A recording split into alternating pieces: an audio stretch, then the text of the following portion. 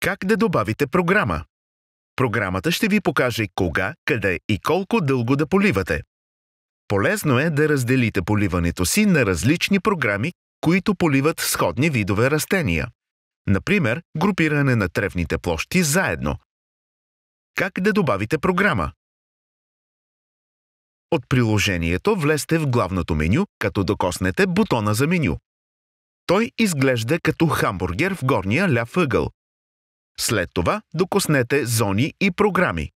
Тук може да видите текущите си програми. Превъртете надолу и докоснете бутона Добави програма. Тук задавате името на вашата програма. Нека името бъде описателно. В този пример ще я наречем есенна програма. След това изберете желания тип програма.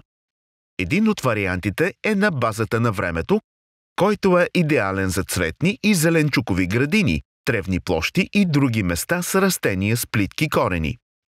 Другият вариант е виртуален Solar Sync, който е идеален за растения с голяма коренова система, като например утвърдени тревни площи, храсти и дървета. И двата типа програми спестяват вода.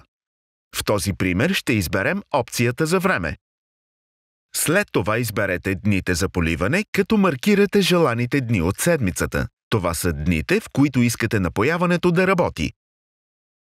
В този пример сме избрали понеделник, сряда и петък, които ще бъдат подчертани в синьо. Други варианти са четни дни, нечетни дни и интервално поливане. Пример за интервално поливане е 3-дневен интервал, при който се полива на всеки трети ден. Докоснете бутона за връщане назад. След това изберете началните часове.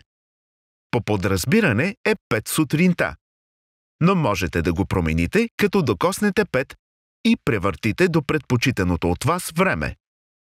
В този пример ще променим началния час на 6 сутринта. Докоснете назад. След това изберете зони и продължителност на поливането. Докоснете желаните зони в тази програма. До всяка избрана зона се появява синя отметка. След това докоснете зоната за минути и въведете желаната продължителност на поливането за всяка зона.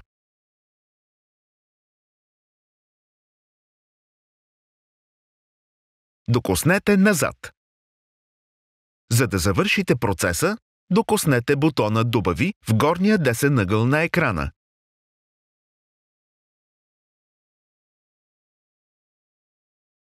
Новата програма може да видите в раздела Програма, за да я прегледате.